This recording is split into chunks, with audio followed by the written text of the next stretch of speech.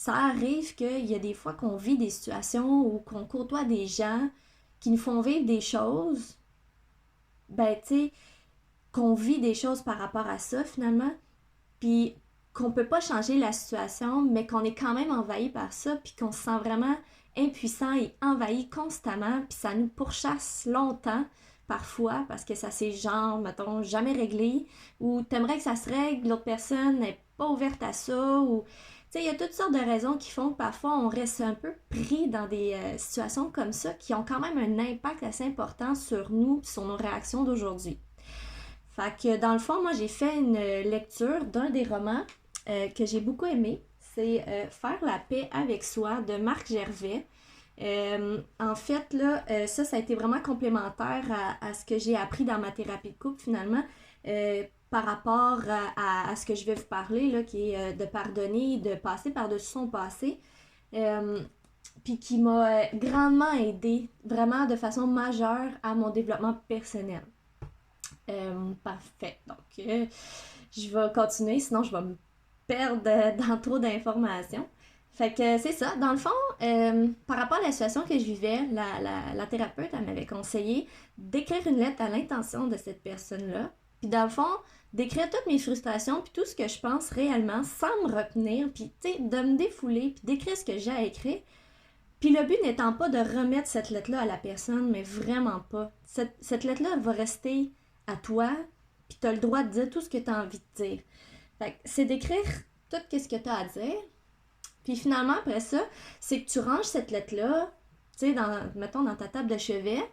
Puis après ça, 2, 3 jours plus tard, tu la ressors, puis tu dois la lire. Mais tu dois la lire à voix haute. Ça n'a pas le même impact. Tu la lis à voix haute, puis lis-la quand tu es toute seule. T'as un moment toute seule, tu la lis à voix haute, puis ça a vraiment l'effet d'aller libérer ces émotions-là, de les vivre, puis de les ressentir, puis de vous laisser aller dans ça, parce que c'est vraiment libérateur. Fait que, dans le fond, c'est ça un peu que je voulais vous parler aujourd'hui.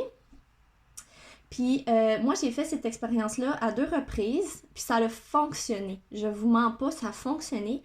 Puis la deuxième fois que je l'ai essayé, là, je me suis tellement sentie apaisée. Là. C'est comme si on venait de m'enlever 5 briques de ses épaules. Là. Ça n'a même pas de bon sens. Mais ça m'a fait du bien.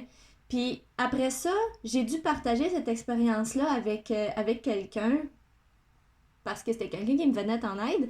Puis je l'ai lu, cette lettre-là, une deuxième fois, dans le fond, après l'avoir déjà lu moi-même, là, à voix haute. Puis quand je l'ai lu, on dirait que c'était vide de sens. Ça avait plus d'importance, puis je ressentais plus ces émotions-là, mais plus du tout. Ça s'était vraiment évacué. Fait que ça a vraiment eu cet effet-là de faire l'exercice. Fait que, en gros, c'est ça que je voulais vous dire par rapport à mon expérience.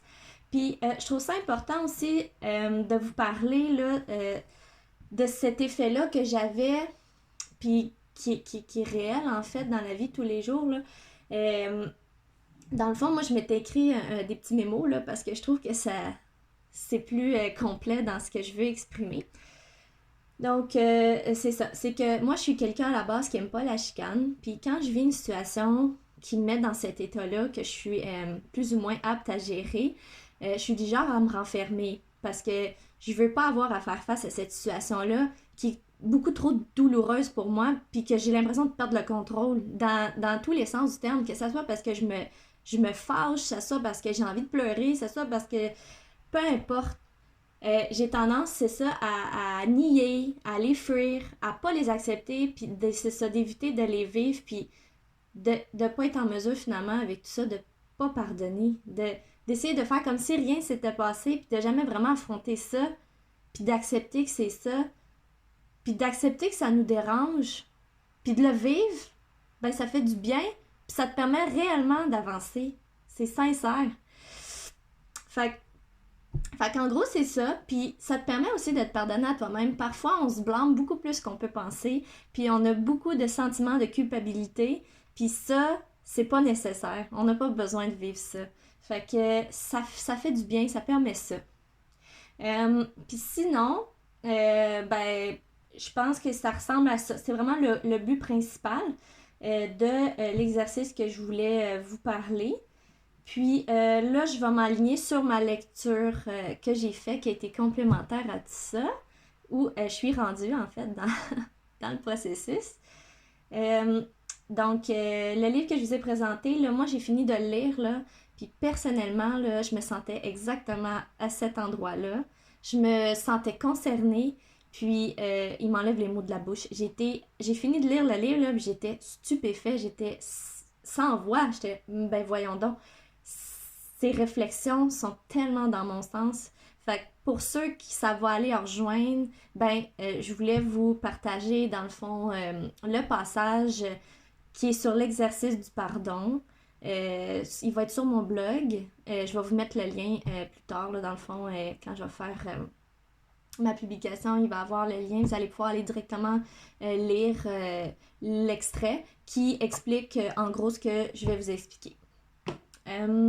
Donc, l'exercice du pardon, lui, ce qu'il dit, dans le fond, c'est que ça consiste à écrire une lettre de frustration à ta mère et une lettre de frustration à ton père. Fait que dans le fond, il va vraiment aller dans les blessures de l'enfance. Personnellement, moi, je ne l'ai pas encore testé. C'est quand même un processus qui est demandant. C'est quelque chose qui n'est pas facile parce que ça va demander de vivre des choses. Puis des fois, psychologiquement, ben c'est rough. Tu sais, les bouts de crunchy, là, ça ne tente pas tout le temps d'y aller, tu sais. Fait que quand on est prêt, puis quand on décide qu'on veut le faire, ben ça peut être quelque chose qui peut se faire. Quand on est écœuré, là, puis que tu te dis, là, j'en ai assez de vivre comme que je vis là, puis ça me tente d'évoluer, là, ben des fois, il faut y aller dans le crunchy, puis ça en fait partie. Fait que ça va être dans mes futurs objectifs à faire. Donc, on fait ça. Puis, dans le fond, ce qu'il propose, lui, c'est que quand tu vas lire à voix haute la lettre de ta mère, c'est de la faire en position fétale. Fait que dans le fond, c'est que c'est représentatif de la maternité, donc de ta mère qui t'a porté pendant 9 mois, puis qui t'a mis au monde. Par la suite, pour ce qui est du père, il suggère de le faire debout, ce qui représente dans le fond une affirmation face à la figure qui est d'autorité souvent. Puis là, tu sais, j'y vais vraiment avec ses propos, là. Fait que c'est ça. Pour commencer. Puis par la suite, il propose de faire une lettre d'amour à l'intention de nos parents, donc de notre mère et de notre père. Puis pour ceux que c'est pas vraiment faisable, simplement de remercier de les avoir mis au monde. Fait que ça, c'est en premier temps, c'est ça. En deuxième temps, ça va être de s'écrire une lettre de frustration à notre intention pour toujours et encore dans le but de se libérer. Ça, c'est ce qu'il dit de faire. Fait que ensuite de ça, une fois que ça c'est fait, le but, là, ça va être après d'aller les brûler. Donc, il conseille là, de brûler ces lettres-là dans le feu jusqu'à ce qu'elles soient consumées là, en cendres. Après ça, il dit de terminer ça, ce rituel qui est symbolique là, par une respiration et une pensée ou une prière pour nous, pour ceux qui désirent faire une prière. Là, on a toutes nos façons de faire, puis c'est très correct. Il n'y a pas une moins bonne que l'autre, c'est à votre couleur à vous finalement. Fait que c'est ça. Dans le fond, lui, ce qu'il dit, c'est que ces lettres-là qu'on va brûler, c'est vraiment aller dans le but d'aller couper toutes les liens néfastes qu'il y a avec le passé. Puis, il termine sa phrase en disant que l'erreur est humaine et le pardon est divin. Ce en quoi je crois totalement. Puis, c'est ça. Fait qu'en gros, ce que je vous disais tantôt, c'est que moi, j'étais pas encore rendue là. J'avais déjà tenté de faire des lettres à l'intention de personnes à qui j'avais des frustrations à exprimer. C'est pas obligé d'être juste vos parents ou juste vous-même. Ça, c'est comme la base. Mais dès qu'il y a quelque chose qui fonctionne pas ou, tu sais, dans le sens que j'expliquais, là, peu importe c'est qui, vous pouvez le faire, là, ça fonctionne bien. Fait que c'est ça, en gros, je crois.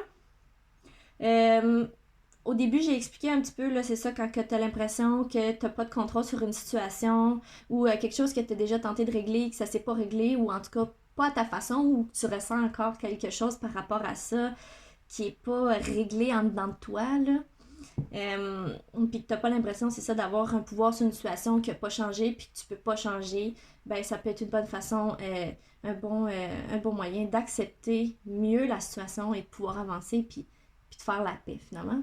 Puis d'où le titre, faire la paix avec soi. Fait que sur ce, je vous souhaite une super belle journée. Puis ça, pour ceux qui ont envie de jaser, ben gênez-vous pas. Fait que voilà. Bye bye.